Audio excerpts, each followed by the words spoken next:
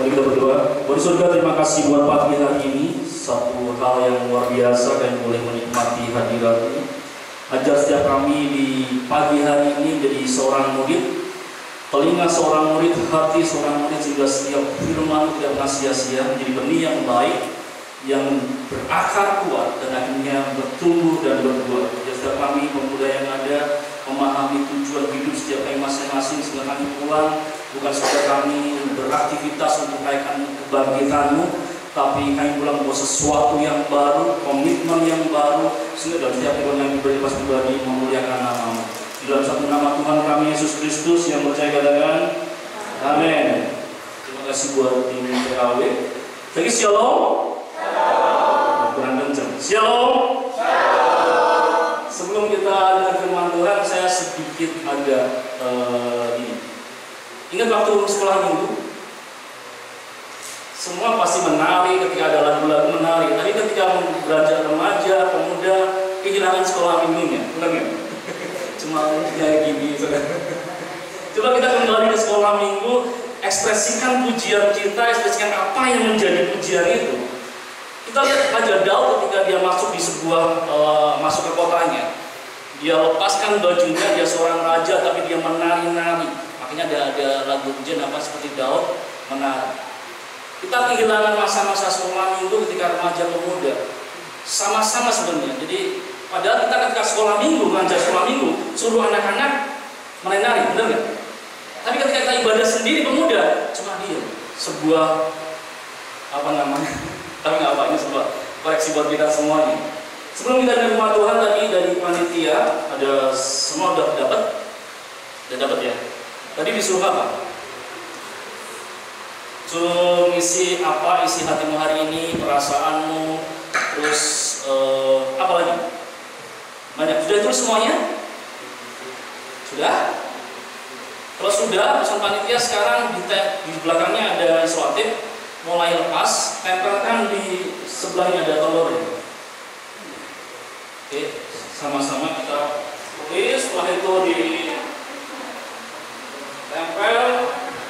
Apa isi hatimu hari ini, perasaanmu, terus ketika melihat temanya Allah by grace, kamu ingin seperti apa, terus itu semuanya.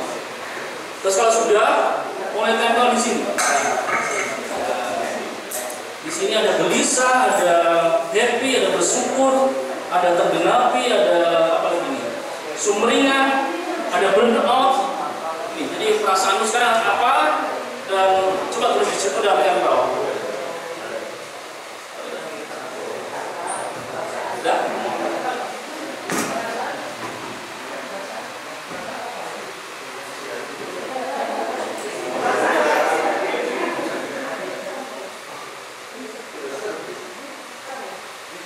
Oke, mulai dari panitia mungkin, jadi contoh ke depan, tempel.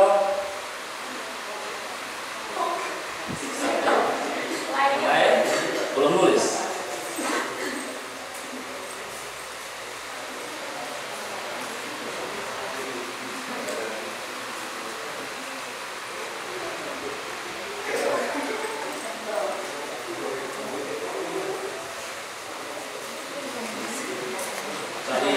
Cari tempat yang masih kosong dan yang ada tempat temannya.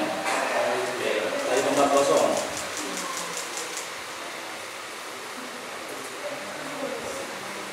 It's a wonderful day gathering with prayer. I'm so happy today. Keselamatan, pengorbanan, sukacita, tenang, keren, kasih, bahagia, keren. Saudara, ada yang sudah kenal saya? Pernah lihat wajah saya?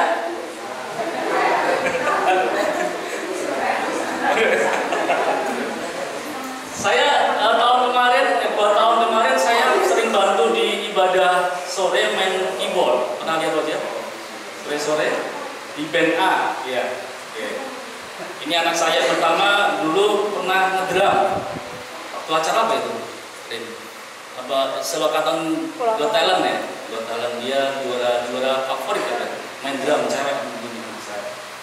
Dan sekarang istri dan anak kedua saya nggak ikut karena ada ibadah nanti jam 12. Kami sedang merintis sebuah komunitas, baru 3-4 kakak yang kami layani. Dan kami ingin membentuk sebuah komunitas di mana kita belajar hidup seperti Kristus. Ya. Dan itu nama saya Yohanes Jatmiko. Saya seorang evangelis di sebuah gereja, dan saya sering setiap tahun sekali saya mengadakan mission trip ke pulau-pulau. Tahun kemarin saya ke Timor Leste sampai ke NTT Pedalaman bersama anak-anak. Jadi saya ajak anak-anak bagaimana mandi pakai tada air hujan, terus mandi di kali, bener nggak Lin? Jalan kaki, kadang kita pelayanan di suatu daerah yang harus terjang jalan yang kanannya jurang, dan malam-malam kita harus lewat jalan lintas karena longsor. Suatu ketika jam 1 malam kita kena sungai yang jalannya sudah hancur. Jadi jam 1 malam sampai jam 4 pagi kita nata batu. Anak-anak turun dari mobilnya bukan mobil bagus, mobil pakai pickup di belakang itu kayak kambing di belakang jalan. Jadi kita nata batu sampai jam 4 pagi supaya kita lewat. Benar-benar mereka daerah terpencil tapi mereka cinta Tuhan. Jadi saya ngajari anak setiap tahun kami datang ke pedalaman-pedalaman supaya mereka ngerti di kota kita hanya tinggal pakai handphone. Tahu-tahu mie ayam datang, benar nggak? Pengen capcay datang, benar nggak?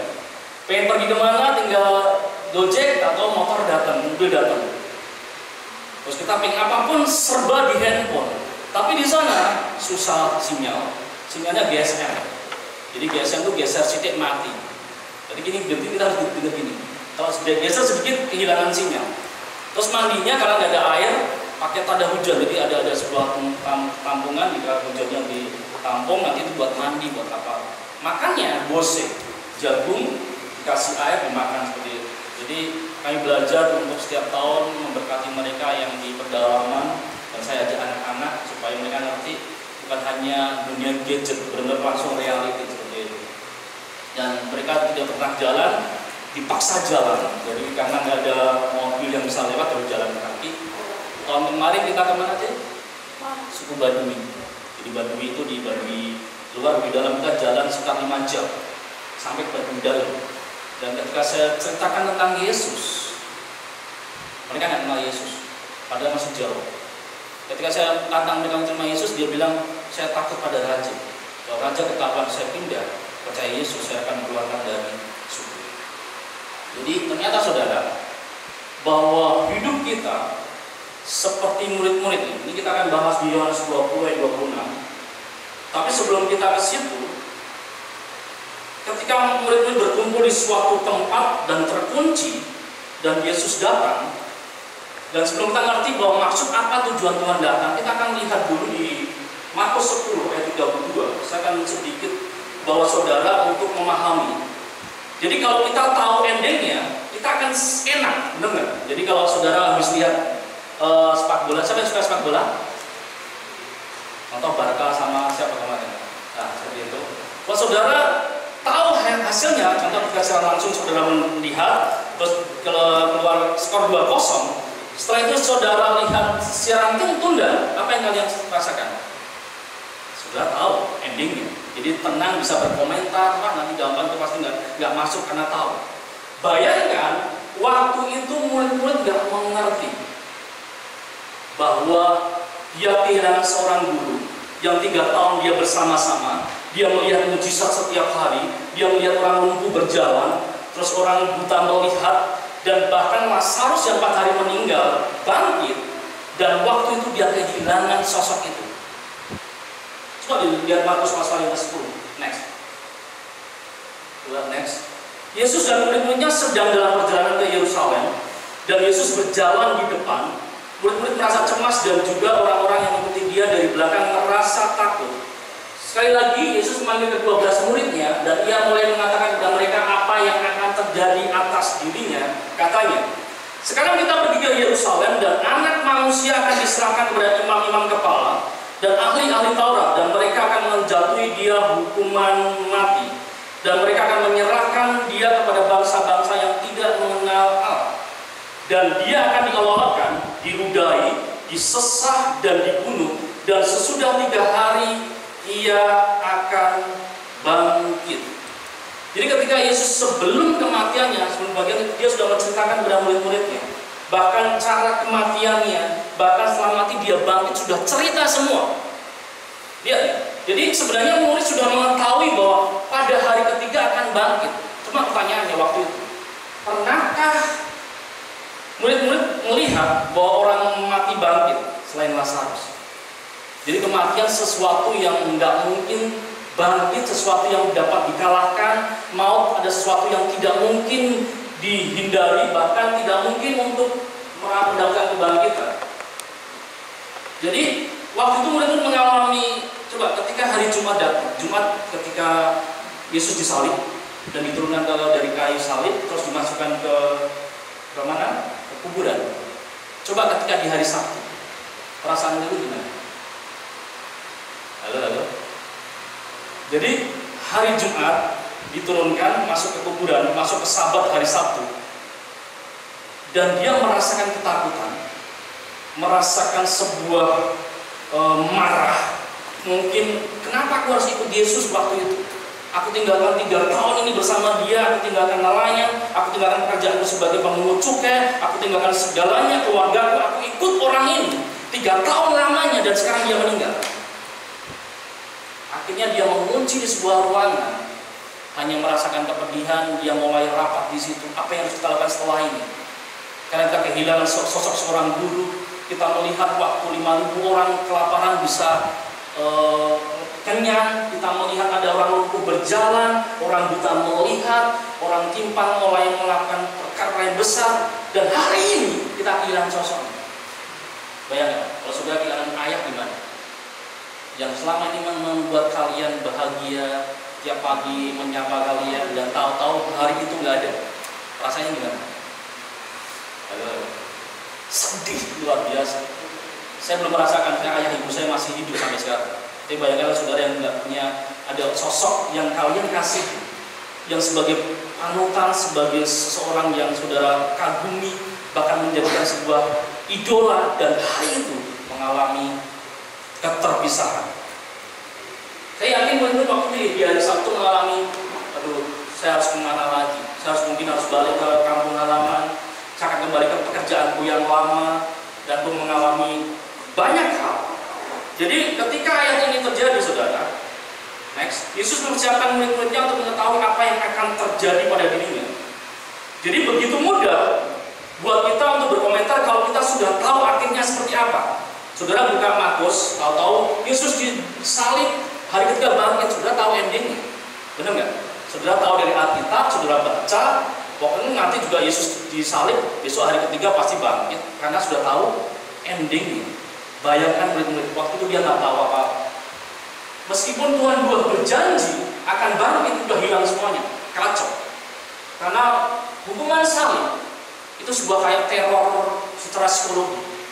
Jadi lihat saudara, ketika Tuhan Yesus dari Getsemani diambil dalam keadaan belum makan, dihadapkan kepada ahli-ahli Taurat dan Farisi, dicambuk 40 kurang 1, dan cambuknya lihat saudara, ada 3 bagian yang keluar, dan di sisi-sisi 3 ini ada mungkin tulang kambing, ada mungkin pecahan kaca ataupun.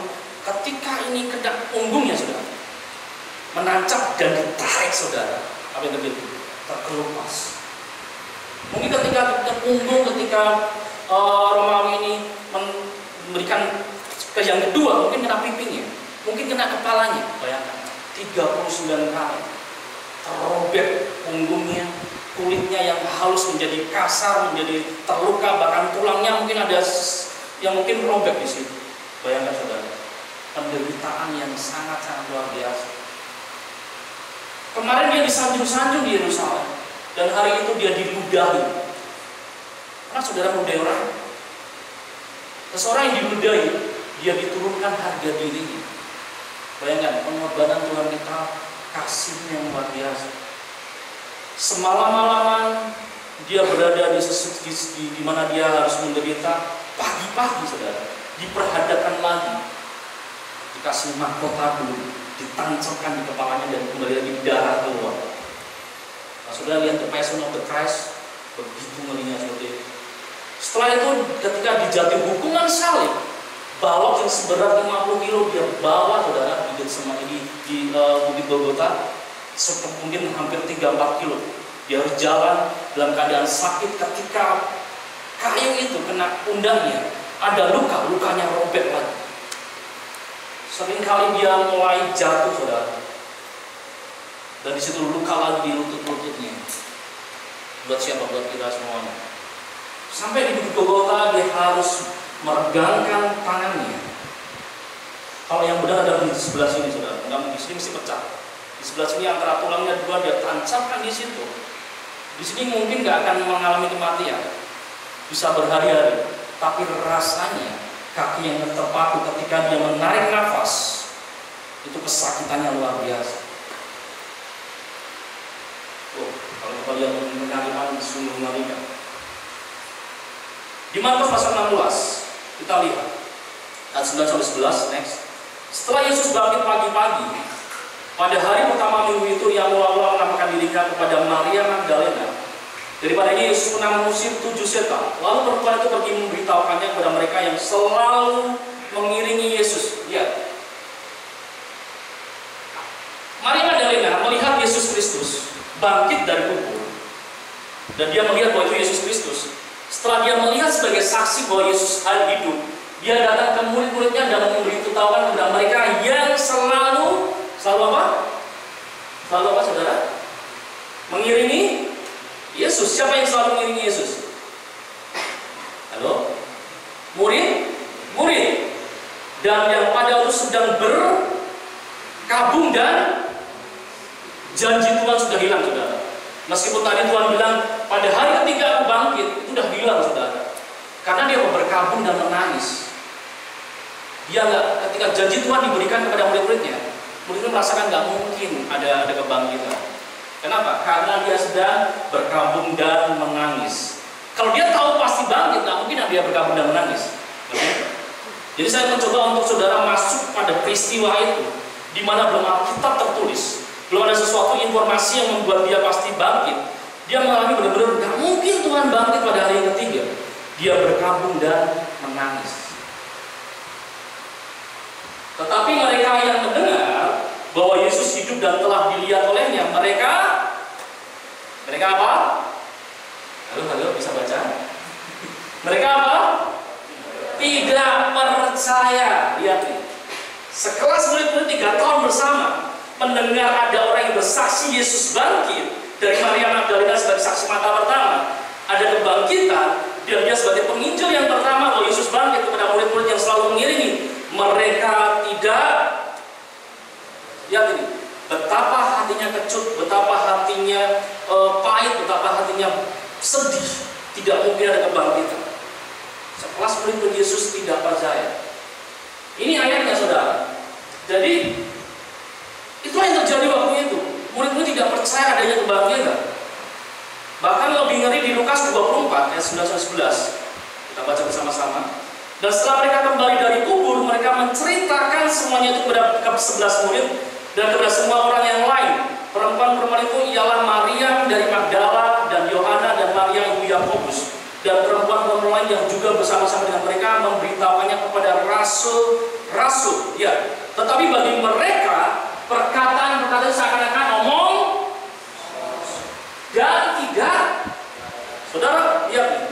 Kebangkitan pertama kali disaksikan oleh Maria dan disaksikan kepada orang-orang yang pernah ikut sama Yesus, dia tidak percaya. Itu omong kosong. Jadi saudara, kebangkitan Yesus sampai sekarang pun banyak orang yang tidak percaya. Jadi kalau kita sampai hari ini percaya, itu sebuah anugerah. Makanya keren nih temanya, Unlocked by Grace. Kita dibukakan pintu-pintu yang sudah terkunci, dari kepahitan, dari ketidakmustahilan, dari kemarahan, dari kesedihan, dari keterpurukan, dibuka oleh kasih anugerah, dan kita percaya adanya kebangkitan. Karena waktu itu murid-muridku nggak percaya bahwa dia bangkit. Dan saya bisa saksikan ini, lihat ini. Next, kita lihat perbandingan ayat. Ketika di Markus 10 disesat dan dibunuh, dan sesudah 3 hari ia akan bangkit. Ya, Yesus memberikan janji, aku akan bangkit. Itu janji Tuhan. Terus, ia tidak ada di sini sebab ia telah bangkit sama seperti yang telah dikatakannya. Jadi saya mau kasih tahu buat saudara bahwa ketika Tuhan berjanji, pasti digenapi. Katakan digenapi. Saya ulangi, ketika Tuhan berjanji di dalam firman-Nya, Dia pasti menggenapi. Saudara ketika baca bahwa masa depanmu sungguh ada dan harapanmu tak akan hilang, imani kita di dalam Tuhan diri bahwa masa depanmu adalah masa depan yang penuh dengan pengharapan. Ketika baca bahwa rancangan-rancangan yang baru bukan rancangan kecelakaan, tapi rancangan damai sejahtera yang memberikan kamu masa depan yang penuh harapan, katakan amin, gitu kan? Jadi ketika sudah baca janji Tuhan, itu terjadi dalam hidup kita asal kita percaya. Ketika tidak percaya, janji tidak akan benar. Dari 2 ayat ini, ternyata tanggapan dari murid-muridnya, ayat ke-46, tetapi ketika mereka mendengar bahwa Yesus hidup dan telah dilihat olehnya, mereka tidak percaya. Padahal Tuhan sudah berjanji, Tuhan sudah menggenapi, respon dari murid-muridnya tidak percaya. Bahkan ada yang berkata omong kosong dan mereka tidak percaya. Ya saudara, jadi saya mau katakan bahwa ini terjadi pada abad pertama. Ketika ada saksi mata menceritakan tentang kebangkitannya, murid-murid pun tidak percaya. Tunggu sampai dia bisa melihat sendiri. Lanjutnya, lihat sekarang. 8 hari kemudian, murid-murid Yesus berada kembali ke rumah itu dan Thomas bersama-sama dengan mereka. Jadi di hari Minggu, Maria bertemu Yesus. Di hari pertama, di hari Senin, itu murid-murid berkumpul tanpa Thomas. Yesus datang ke tengah-tengah mereka, datang damai sejahtera bagi kamu. Setelah itu, 8 hari kemudian terjadilah bahwa sementara pintu-pintu terkunci, Yesus datang dan ia berdiri di tengah-tengah mereka dan berkata, damai sejahtera bagi kamu. Kita lihat satu persatu. Apa sih pintu-pintu terkunci? Di dalam ruangan yang terkunci, coba ada 2. Kalau saudara mengunci pintu, 1, kemungkinan berdoa, ya kan? Atau kedua, saudara sedang sedih, gak mau diganggu. Ada yang pernah putus cinta? Putus cinta, tutup kunci pintunya, masuk ke kamar, cari bantal, nangis kenyang-kenyangnya, ya? Di sini ada perasaan sakit hati, marah, terus apa? Sedih, apa lagi? Kecewa, berarti bapak pernah ngalami. Ada yang lain? Kecewa lagi. Jadi ketika pintu terkunci, ada sesuatu di situ. Benar nggak? Ada ketakutan. Kita tahu mungkin ada orang mau masuk, makanya dikunci. Ini sudah sedang ada masalah. Sudah pengen sendiri, sedang merasakan pengen kesendirian. Saudara dikecewakan seseorang, saudara sedang marah, saudara sedang pahit hati, sedang terpuruk, sedang putus cinta, sedang nilainya mungkin 0 gitu kan. Di kamar itu ketika terkunci, ada perasaan-perasaan yang mewakili di situ. Jadi ada yang gelisah, ada yang jelek, ada apa lagi? Gelisah, ada lagi belum. Cuma gelisah aja, dan yang diberkati, digenapi. Coba bayangkan, ketika pintu terkunci, murid-murid mengalami apa? Kepahitan, kecewaan, kemarahan. Dia bahkan berpikir masa depannya seperti apa? Ada sebuah dia nggak mau menjalani hari berikutnya. Dia cuma pengen terkunci di situ. Coba ini gambaran hati seseorang, anak-anak muda. Kalau mungkin terkunci dalam hidup, nggak mungkin aku bisa berhasil. Nggak mungkin nanti aku punya pasangan hidup yang baik. Mungkin nggak mungkin nilai-nilai aku nanti bahkan bagus. Aku takut nanti aku bekerja apa? Aku bisakah membahagiakan orang tua dan orang tua aja tidak aku melihat selama aku hidup pasti gagal. Ini perasaan yang di dalam kita terkunci dan kita nggak ngerti caranya gimana. Itu yang terjadi anak-anak muda. Nanti pasangan hidupku seperti apa? Apakah nanti pasangan hidupku bisa sama orang tuaku direstui gitu kan? Banyak perasaan-perasaan yang kita nggak ngerti masa depan. Sama nih murid-muridnya. Setelah ini aku mau kemana? 3 tahun lamanya aku bersama dengan Yesus Kristus, aku melihat mujizat yang luar biasa, aku mendapatkan sebuah kerajaan yang baru, nilai-nilai kerajaan. Tapi hari ini aku merasakan kepahitan, tidak tahu masa depanku, aku kecewa, aku marah, pintu terkunci. Di dalam ruangan terkunci terdapat ketakutan, putus asa, ada duka, tangisan, kecemasan, kekhawatiran, terpuruk, kepahitan, kemarahan, malu, ketidakpercayaan, kesedihan, kesendirian, ngumpul jadi satu dan terkunci rapat. Dan kita simpan rapat-rapat, tidak pernah cerita pada kakak rohani kita, nggak cerita pada teman kita menyimpan luka dalam hati kita. Pintu terkunci karena ada kematian. Ketika kematian terjadi, dan waktu itu mulainya nggak mungkin ada kebangkitan. Kenapa ada ketakutan? Kenapa ada rasa kepahitan? Ada kekhawatiran, kemarahan, ketidakpercayaan? Saya akan flashback dulu.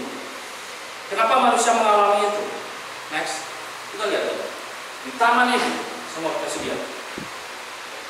Ketika manusia diciptakan, dari hari pertama sampai hari 5 itu dari matahari sampai ikan di laut, sampai tanaman, sampai tumbuhan, sampai hewan. Sampai hari kelima, manusia muncul di hari ke-6. Jadi tanah liat diambil oleh Tuhan, dibentuk manusia. Dia sedang menggambarkan imago Dei. Aku sedang mengekspresikan cinta kasihku dan aku menggambarkan manusia. Dan ketika beda, kalau yang hari 1 sampai 5 berfirmanlah jadi, dan semuanya baik. Tapi di hari ke-6, ketika dia ambil tanah liat, dia buat sesuatu yang mengekspresikan dirinya. Ketika dia hembuskan nafas kehidupan, ketika Adam melihat pertama kali, yang dilihat adalah penciptanya. Coba lihat, ketika anak ayam menetas, dan dia pertama kali siapa? Induknya. Terima kasih, aku sudah lahir, aku sudah menetas. Sama. Ketika Adam melihat, membuka matanya, dia melihat penciptanya. Terima kasih Tuhan, aku diciptakan. Itulah penyembahan pertama kali di Taman Eden. Aku bersyukur aku diciptakan. Dia ditempatkan di Taman Eden. Dia tidak perlu bersusah payah. Apa yang dia mau terjadi, dia mau ambil buah, makan buah apa ada, mungkin mau buah apa, duku ada, mau pengen apapun ada, semuanya disediakan tanpa bersusah payah. Dia tugasnya cuma satu, menamai binatang. Kita kembali ke sekolah Hindu ya. Ini ada yang belalai, namanya apa? Gajah. Ada yang kaki 4 loreng-loreng, oh harimau gitu kan. Terus ada yang bisa terbang, dikasih burung, kok bisa berbicara, oh burung beo. Tugasnya cuma menamai. Suatu ketika timbul ada dia pengen, tidak baik manusia seorang diri. Akhirnya dia susah payah, dia mencari pasangan, ketemu King Kong, oh nggak sepadan gitu kan. Cari lagi, ketemu serigala kok kakinya 4 atau kaki 2, enggak.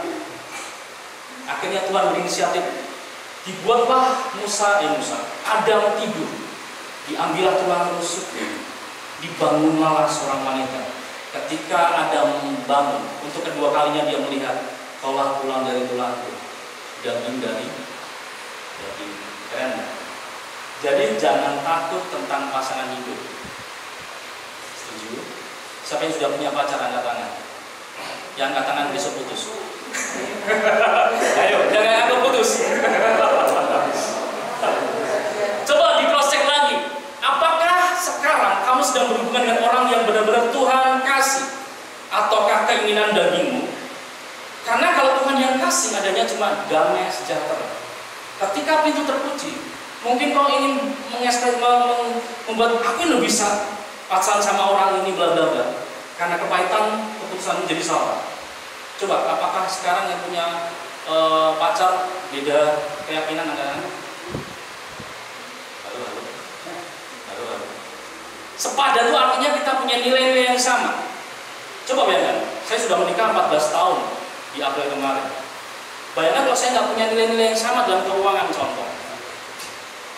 Ketika kalian punya kebutuhan keuangan, satu adalah pinjol, cari utangan. Sedangkan saya, Tuhan Jehovah Jireh, dia akan menyediakan tepat pada waktunya. Ketika berbeda nilai, bayangkan ini jadi masalah. Tapi gara-gara kita satu frekuensi, sama-sama dasarnya firman Tuhan, oke kita nggak harus pinjem-pinjem, kita berdoa, masalah selesai.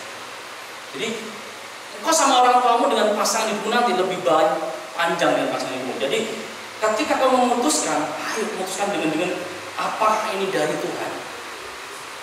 Halo, jangan tidak seiman besok putuskan. Ekstrim sekali, enggak saudara. Kalau Tuhan tunjukkan untuk bersama dia dan dia bisa ikut Tuhan, nggak masalah. Tapi kalau hanya pengen menunjukkan, hati-hati saudara, nanti bisa neraka di dunia. Kita kembali ke Taman Eden, saudara. Ketika ada perintah di taman itu ada dua pohon, pohon kehidupan dan pohon pengetahuan baik dan jahat. Tuhan ngomong gini, yang ini jangan kamu sentuh, bahkan raba, bahkan kau makan, kau akan mati. Dari ribuan pohon ini, cuma satu yang beri makan. Kenapa manusia pengen makan ini? Kata jangan Tuhan, jangan itu sesuatu yang istilahnya bahaya, saudara. Contoh gini, ketika sudah di jalan, jangan tengok kiri. Apa yang kalian lakukan? Benar nggak? Tengok kiri. Apa ada? Jadi ingin tahunya tinggi, sama Hawa sama. Kenapa sih nggak boleh makan? Padahal ada 1000 pohon yang lain, kenapa makan? Karena ada kata jangan. Mungkin ada sudah pernah kena prank ketika ada itu. Jangan lihat di lubang ini. Ketika lihat lubang nggak tahu ada kue. Blah, gitu. Kata jangan membuat kita pengen tahu. Hawa sama. Dia pengen apa sih? Kalau nggak boleh. Bayangkan. Kalau Hawa tidak makan, hidup nggak? Hidup. Tapi gara-gara dia makan, dia tahu mana yang baik dan yang jahat. Sampai hari ini, keturunan dari Hawa dan Adam ini selalu baik dan jahat. Pengetahuan ketika diketahui pasti baik dan jahat. Contoh teknologi sekarang AI atau AI. Nah, contoh AI, Artificial Intelligence. Saudara, ini bisa baik bagi manusia yang suka bikin tugas, buatkan saya langsung di pastor, kan baik membantu. Tapi di sisi jahatnya ada penipuan. Buatkan saya stroke BCA 10 juta, swab persis presisi seperti aslinya stroke dan dikirimkan pada orang yang contoh di Solo. Ada penjualan online terus bilang saya udah transfer, buatkan saya stroke. Dan orang ini tidak ngecek mutasi. Terjadi apa? Penipuan. Jadi pengetahuan bisa menjadi baik dan selalu ada jahatnya. Jadi sampai hari ini pun baik dan jahat selalu terjadi karena makan buah itu. Ketika makan buah itu terjadi ketakutan, terjadi dosa, terjadi kepahitan, terjadi kemarahan karena terpisah dari standarnya Tuhan. Makanya kenapa Yesus hadir? Dia pengen menebus kita dari kesalahan Hawa itu. Makanya ketika Tuhan bicara, Adam di manakah engkau? Akhirnya tunggu ini, bahwa tanah ini terkutuk karena engkau. Yang laki-laki bersusah payah mencari rezeki. Setuju? Siapa yang laki-laki? Angkat tangan. Saya angkat tangan. Nanti saudara akan masuk di dalam suatu zona saudara harus cari rezeki. Benar nggak? Benar nggak? Pasti nanti saudara kerja cari uang. Itu kutuk Taman Eden saudara. Jangan bangga. Saya ngasih sama anak gini. Saya nggak akan bangga kerja banting tulang untuk kamu. Karena saya seperti itu. Saya di bawah kutuk Taman Eden. Jadi kadang-kadang saya ngajar gini sama orang-orang yang sudah berprofesi, mereka, yuk kalau nggak kerja nggak makan toh. Yuk kita sama-sama lihat. Kalau dia posisinya di Taman Eden dan nggak makan buah itu, dia tetap hidup. Jadi saya juga bilang gini, ketika saudara percaya Yesus Kristus sebagai Tuhan, saudara dikembalikan lagi ke Taman Eden, menikmati apa yang seharusnya kita nikmati. Karena ketika kita di luar Taman Eden, kita berubah di hari ke-6. Untuk makan ayam harus cari uang, mau cari buah harus bersusah payah. Tapi kita akan dikembalikan ke hari ke-6 lagi ketika kita percaya Yesus Kristus. Kita tinggal menikmati apa yang Tuhan sediakan. Makanya saya ekstrim saudara. Saya pernah dosen, saya pernah jadi guru, saya keluar, saya full timer. Itu sebuah keputusan yang mungkin bagi orang lain tidak sesuatu spektakuler. Jadi saya ambil Dan saya bilang gini sama anak-anak, saya akan buktikan ayat ini bahwa biar Tuhan yang menyediakan tepat pada waktu. Sampai hari ini anak sudah kelas 6, kelas 5. Saya mau cerita sedikit. Ketika saya mau memasukkan anak di sekolah, saya bilang gini, kamu anak hamba Tuhan. Saya nggak mau adanya privilege apapun juga. Kita membutuhkan Tuhan kita, Tuhan yang luar biasa. Saya masuk di sebuah sekolah, saudara. Saya masuk dengan PD-nya. Saya mau sekolah di sini, saya ambil kertasnya. Saya lihat angka di situ, 1 NM, masuk kelas 1 SD. Gimana saudara? Kalau saya pakai UMR saudara, nggak mungkin saya bisa bayar itu. Saya mencoba bahwa ketika saya jadi hambanya, saya hamba yang diberkati. Saya bukan teologi kemakmuran, saya sedang membuat bahwa setiap janji-janjinya pasti digenapi kalau percaya. Jadi percaya itu penting sekali. Percaya titik. Oke, saya bilang ya, saya daftarkan anak saya. Terus 2019 saudara. Mulai timbul keraguan, bisa nggak bayar? Ini manusia kan? Jadi waktu itu saya sedang mempraktekkan firman, dan akhirnya pada hari itu bayar. Jam 6 pagi tahu lihat rekening saya tidak cukup untuk membayar itu. Jam 9 pagi nggak mungkin ada. Jam 12 nggak ada. Jam 3 nggak ada. Jam 6 nggak ada. Udah istri mulai bilang gini, kita sekolahkan di SD biasa aja di sini. Saya enggak. Jam hari ini sampai nanti jam 12, Tuhanku pasti mengenal. Ini pertaruhan iman saudara. Jam 9 malam saya buka rekening saya, pas bayar, tidak berhutang. Dari mana? Saya nggak mau caranya Tuhan. Saya pelayanan nggak pernah cari PK, nggak sering ngasih ngambil. Saya ngasih. Saya ingin membuktikan bahwa orang-orang yang di dalam Tuhan percaya bahwa kebangkitannya ada kuasanya, orang-orang yang luar biasa. Dan puji Tuhan, masuk kelas 1, puji Tuhan. Masalah kedua, SPP. SPP-nya 1 anak, 1 UMR Solo. Ya, di kota Solo ada loh, SPP 1 UMR Solo di sekolahnya anak-anak. Dulu pernah satu sekolah sama JNS.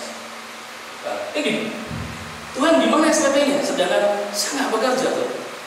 Saya bilang sama Tuhan, kalau Engkau ada Tuhan yang luar biasa, pelihara saya sampai selesai kelas 6. Apa yang tadi sekarang kelas 6 masih bisa sekolah di hal yang sama. Adiknya sama, saya mau kasih, saya bukan sombong, saya cuma menceritakan bahwa ketika Engkau percaya janjinya, apapun yang Engkau percaya, Tuhan tepati. Anak kedua sama, saya kasih ke sekolah yang berbeda, open house dan ada diskonnya banyak. Adiknya begini, ketika masuk ke mobil, aku pengen kayak Cece, aduh. Saya masuk ke sekolah itu lagi, cuma di diskon cuma 2 juta. Saya mulai, Tuhan, ini anak yang kedua dengan sekolah yang sama, dan saya tahu Tuhan yang sama seperti dulu mengenal. Kejadian kedua selesai sudah bisa bayar tanpa berhutang. Dan sekarang mereka sudah kelas 6, 1 kelas 5, dan saya melihat tidak pernah Tuhan kecewakan dan tidak dibiarkan kami untuk berhutang siapapun akan kebal. Tuhan selalu benar. Dari mana? Itulah matematika Tuhan. Yang saya mau bagikan buat saudara adalah ini. Ketika Tuhan sudah berjanji, klaim janji itu bahwa pasti benar. Jadi meskipun sekarang anak muda, tampillah seperti Daud ketika diurapi oleh Samuel. Dia tahu masa depannya, masa depan jadi raja. Dia berjalan seperti raja, dia bergaul seperti raja, tutur kata juga seorang raja. Dia mulai membuat dirinya seperti raja karena ada janji itu. Akhirnya suatu saat nanti ketika dia jadi raja, karakternya sudah terbentuk seorang raja. Ya, saya mau kasih tahu gambaran buat saudara bahwa ketika Yesus datang, ketika dia bawa kayu, dia tersalib, ada sebuah janji yang digenapi bahwa kepala ular akan diinjak di bawah tumitnya, dan kepala ular lagi mengatuk kakinya, yaitu penebusan. Bahkan saudara, ketika di Getsemani ada darah yang dari peluh jadi darah. Jadi kejadian, engkau akan bersusah payah dengan berpeluh, engkau akan mencari rezeki. Di Getsemani peluh menjadi darah. Itu penebusan, engkau tidak perlu bersusah payah. Ini agak dosisnya tinggi saudara. Kalau nggak kerja nggak dapat uang dong. Bukan begitu konsepnya. Ketika kita percaya Yesus itu, pekerjaan kita ada pekerjaan bagi kerajaannya. Potensinya masih Tuhan pakai sekali lagi untuk membuat kemuliaan Tuhan. Saya mau kasih contoh ini. Suatu ketika Petrus dengan Yesus datang di Kapernaum. Ayo, masih ingat setelah minggu? Terus di hadapan itu dia harus bayar pajak.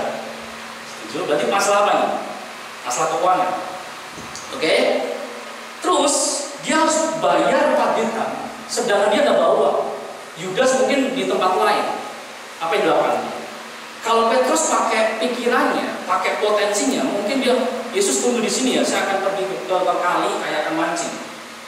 Dan berpikir kalau saya mancing dapat 10 ikan, saya bawa ke pasar, masalah selesai. Tapi apakah yang baik itu pasti terjadi? Mungkin mancing jam pertama nggak dapat, sampai jam 12 siang nggak dapat, sampai sore nggak dapat. Terjadi apa? Dia punya potensi mancing, tapi tetap pasti ada jahat. Karena ada peristiwa semalam-malaman tidak mendapatkan ikan. Jadi mungkin kita baik secara planning pekerjaan kita sudah merencanakan mungkin kuliah kita, merencanakan pekerjaan kita, pasti ada jahatnya. Oke. Tapi dia tetap punya potensi meskipun dia melayani Tuhan. Tapi Yesus bilang, pergilah ke sungai, ke kali, ikan yang pertama kamu pancing, kamu buka ikannya, di situ ada uang. Beda. Potensi yang sama. Kalau Tuhan yang menyuruh, Tuhan akan menyertai. Sama. Kalau pasangan hidupmu Tuhan yang menyuruh, Tuhan akan membuat dalam masa nanti pernikahanmu nantinya. Karena nanti pas pernikahan, pasti apa? Tuhan cover. Mulai sekarang cari pasangan hidup yang dari Tuhan. Kalau Tuhan yang suruh engkau menikah dengan orang itu, Tuhan akan sertai sampai mau memisahkan. Amin. Yang tidak Tuhan suruh putuskan, mumpung belum ini ekstrim saudara. Karena terus yang kedua, ketika engkau sudah percaya Yesus Kristus dalam pacaran, engkau membawa kekudusan Tuhan. Makanya tidak akan ada namanya hamil duluan. Mulai jadi sama Tuhan, kau jaga keperjakaanmu, jaga keperawananmu. Ini lebih dalam lagi. Siapa yang mau komitmen? Ketika engkau sudah dibukakan hatimu, dari kepahitan dibuat Tuhan jadi manis, dari kemarahan Tuhan kasih damai sejahtera. Cuma satu, turutilah perintah dan hiduplah dalam kekudusan. Jangan kau coba-coba pacarmu, belum tentu pacarmu jadi suamimu, jadi istrimu. Jangan buat suaminya nanti kasih second gara-gara kamu. Amin. Jadi ketika kau masuk dalam malam pertama, ini jadi pernikahan. Biarkan kamu yang pertama kali unboxing, saudara. Setuju? Jangan buat ketika nanti pacarmu sudah kamu unboxing, dia jadi second buat suaminya nanti. Kamu sebagai perusak orang, itu anaknya orang, saudara. Mulai dalam kekudusannya Tuhan. Ketika engkau diberkati dalam pertama kali, engkau yang pertama, aku yang pertama orang yang merasakan engkau dan engkau merasakan aku. Keren enggak? Keren. Tapi sekarang lihat saudara, saya lihat kemarin di IG, anak 14 tahun mencabuli 10 tahun tanpa nilai-nilai. Ketika orang terkunci dalam ruangan itu, apa yang jadi keputusan daripada Tuhan. Next. Ketika Tuhan Yesus hadir, damai sejahtera bagi kamu. Kenapa ada kata damai sejahtera? Karena damai sejahtera adalah produk dari surga. Dunia nggak pernah kasih damai sejahtera. Dunia selalu memberikan kepahitan, kemarahan, pertikaian, pertengkaran, perpecahan. Semua itu dunia. Damai sejahtera hanya bisa diberikan oleh surga melalui Yesus Kristus. Makanya ketika datang dia di tengah-tengah murid-muridnya, damai sejahtera bagi kamu. Dia Jehovah Shalom, dia Tuhan yang memberikan damai sejahtera. Ketika damai itu dalam hati kita, muncul namanya buah roh. Katakan buah roh. Ada yang masih hafal buah roh? Kasih, sukacita, damai, sejahtera. Jadi damai sejahtera salah satu dari buah itu. Terus kebaikan, terus kemurahan, terus kelemah lembutan,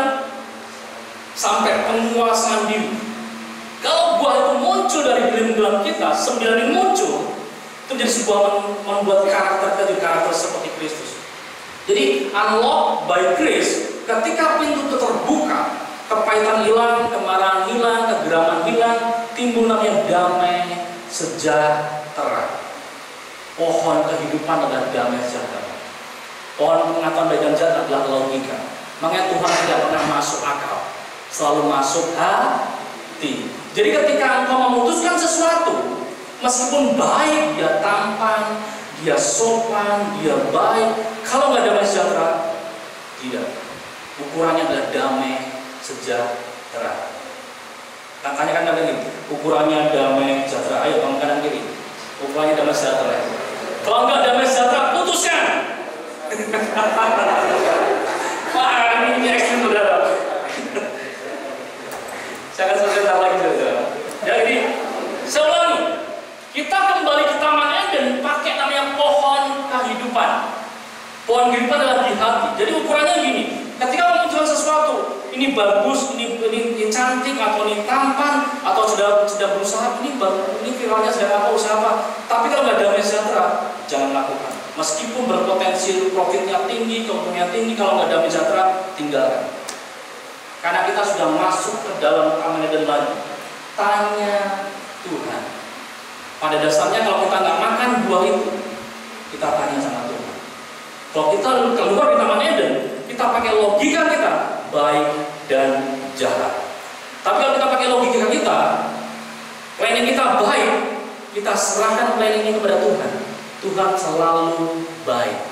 Pasti dilakukan dari yang jahat, dilakukan dari kemiskinan, dilakukan dari keterpurukan, dilakukan dari kecurangan, dilakukan dari kebangkrutan, dilakukan dari semuanya dilakukan karena hanya baik adanya. Pakai pohon kehidupan. Ini inti kebangkitan. Ketika darahnya tercurah, kena tanah tertutup, jadi berkat. Darahnya dioleskan ke ambang hati kita menjadi orang-orang yang luar biasa. Setuju saudara? Jadi makna Paskah saya akan tutup dengan ini. Karena saya dikasih cuma waktu 30 menit. Biasanya 2 jam. Ini saudara. Ketika tulah ke-10, masih ingat apa tulah ke-10? Anak sulung. Jadi bangsa Israel dilalui dari kematian. Kenapa? Karena ada darah. Katakan darah. Ketika tulah datang ke-10, ketika melihat ada darah di ambang pintu, di dalamnya ada keselamatan. Ketika maju lagi, ketika masuk ke tanah Mesir, gak ada darah, anak sulung mati, plus anak sulungnya hewan semuanya mati. Tidak ada darah. Ketika setan mendakwa kehidupan kita, bapaknya bangkrut, dia ditambah sekian, saya harus bangkrut buat bangkrut dia. Ketika dia mendakwa kebangkrutan, mendakwa kemiskinan, mendakwa hamil duluan, karena pasti gini, anaknya papa mamanya nikah gara-gara hamil duluan, pasti anaknya diujikan yang sama. Ketika ada darah, dia bisa mendakwa. Nanti maksudnya ini fungsi darah. Ketika ada darah Kristus, mendakwa supaya kita punya pacar beda agama dan terjadi hamil duluan nikah, terjadi lagi pola kutub dari orang tua kita. Tapi ketika kita ada bertobat, ada darah, kita dilalui karena makna Paskah sesungguhnya ada dilewati. Jadi fungsi darah di sini. Saudara perlu membubuhkan darah itu di hati supaya dalam perjalanan hidupmu tidak sesuai pola kutub dari orang tuamu. Saya nggak kesaksian gini. Saya mengalami hal yang sama. Ini cerita karena saya mengalami hal yang sama. Saya punya orang tua yang bisnisnya, saya tinggal di Jeddah, dan di pojokan itu ada rumah orang tua, dia usaha kain jati. Akhirnya bangkrut total dan dijual. Jadi sebelum itu tol itu ada sate anjing. Itu dari situ sampai ke selatan itu rumah anak orang tua. Di SMA bangkrut total. Dan kami harus tinggalkan rumah Jeddah, berpindah ke lain tempat. Dan saya waktu masih SMA dan nggak ngerti apa-apa, di umur yang sama, saya bisnis sesuatu kelihatannya bagus sudah. Saya ngerti konsep darah ini. Dan akhirnya saya usaha sesuatu dan akhirnya bagus atau bangkrut dan berulang-ulang. Kenapa? Saya udah secara manajemen bagus, secara inisiatif sales bagus, kenapa harus bangkrut? Dan ternyata saudara ada pola kutub dari orang tua yang belum selesai. Saya pernah mengalami kebangkrutan hampir 2M. Ada yang pernah mengalami? Saya harus berurusan dengan bank per bulannya 30 juta. Hancur, saudara. Saya mengalami pola yang sama, mungkin kakak saya berbeda polanya. Saya seorang bisnismen, saya harus hancur. Dan ketika saya tahu konsep darah, saya cuma minta ampun. Tadi makanya lagu pujiannya bagus, waktu akui dosa, Dia setia dan adil, Dia akan memberikan kamu jalan keluar. Posisi saya tertekan dan semua yang saya masukkan sertifikat di ambang pintu, dilarang semuanya, dan saya cuma datang ke Tuhan, saya nyembah Tuhan, satu-satunya yang kuandalkan. Nangis saudara, anak-anak masih kecil. Kami tinggal di Jakarta, saya harus keluar dari Solo karena dikejar-kejar orang, hampir total, dan saya harus tinggalkan kota Solo. Dan saya di Jakarta cuma isi nyembah Tuhan aja. Dari situ Tuhan panggil untuk jadi hambanya. Kamu tinggalkan bisnismu, kamu melayani aku, aku akan pelihara kamu. Berikutnya saya pulang ke Solo, Tuhan selesaikan satu persatu.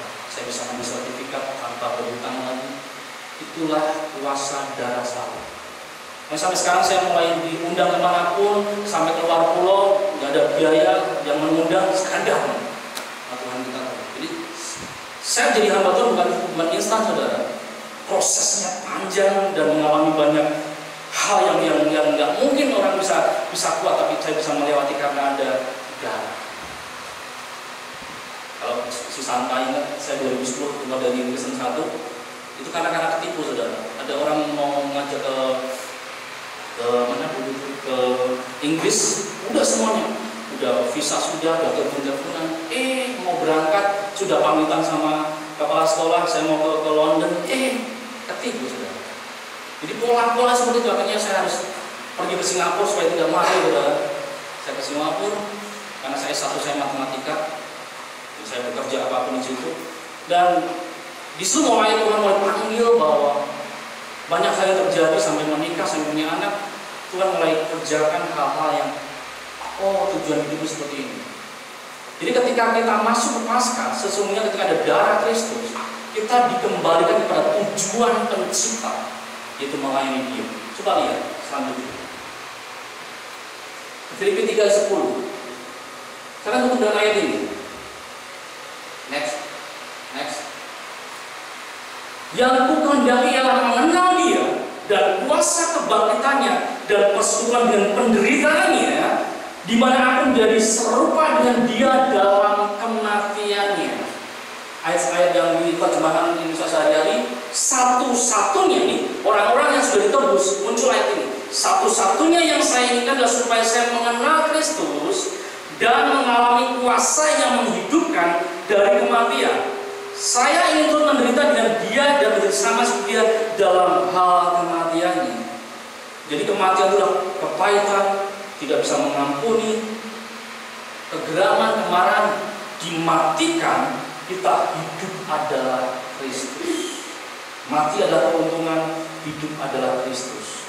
Dan sejak orang-orang yang mengenal Kristus dan mengalami kebangkitannya, mengenal untuk mengalami.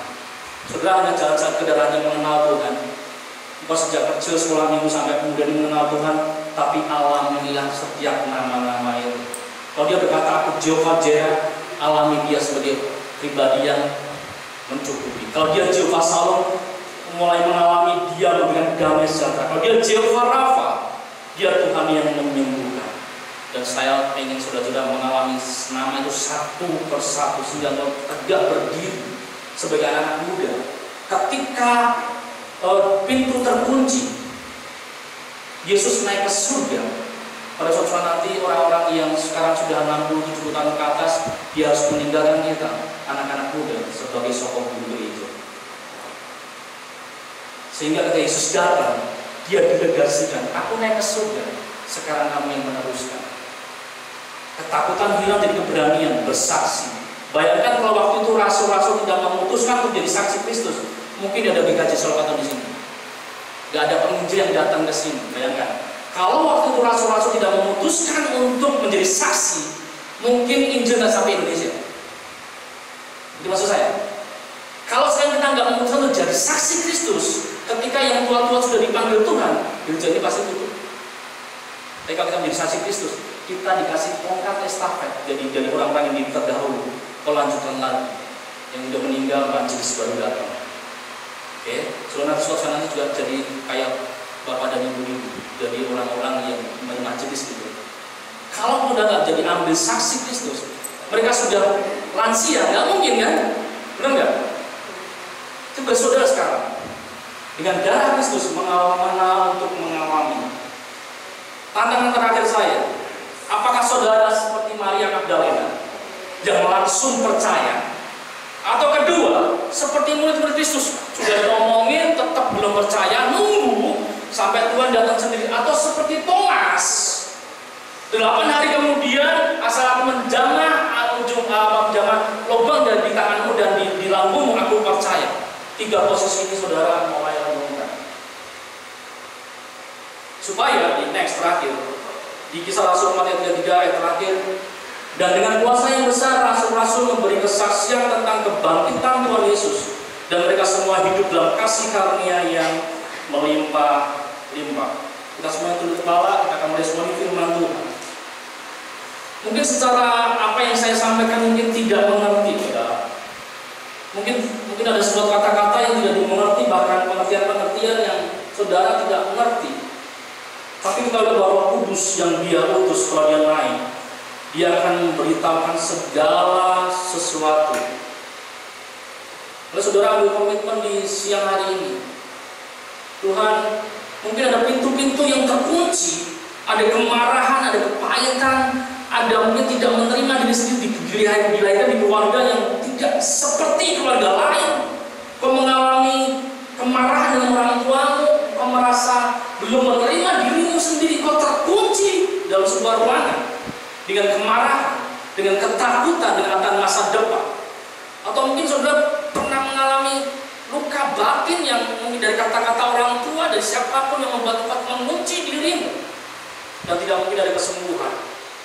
Tapi lihatlah, ketika engkau berada di pintu yang terkunci, dengan kasih karunia-Nya, unlocked by grace, Yesus datang. Saudara yang katakan, Yesus datang di hati saudara, dan terimalah Dia sebagai Jehovah Shalom, Dia yang memberikan damai sejahtera. Saya minta 5 menit saudara untuk merenungkan hidup saudara. Misalnya umur saudara dari umur 15 sampai 20 tahun, bahkan sampai 23-24 hari ini, mulai flashback apakah hidup dalam tujuannya Tuhan, dalam tujuan penciptanya. Kalau tidak, mulai minta pengampunan, dan Tuhan tolong di pagi hari ini, di siang hari ini, aku minta kuasa.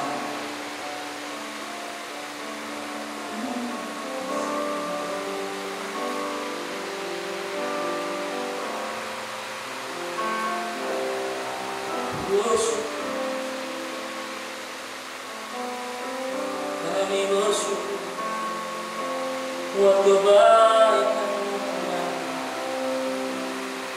Engkau Tuhan yang baik bagiku dan bagimu.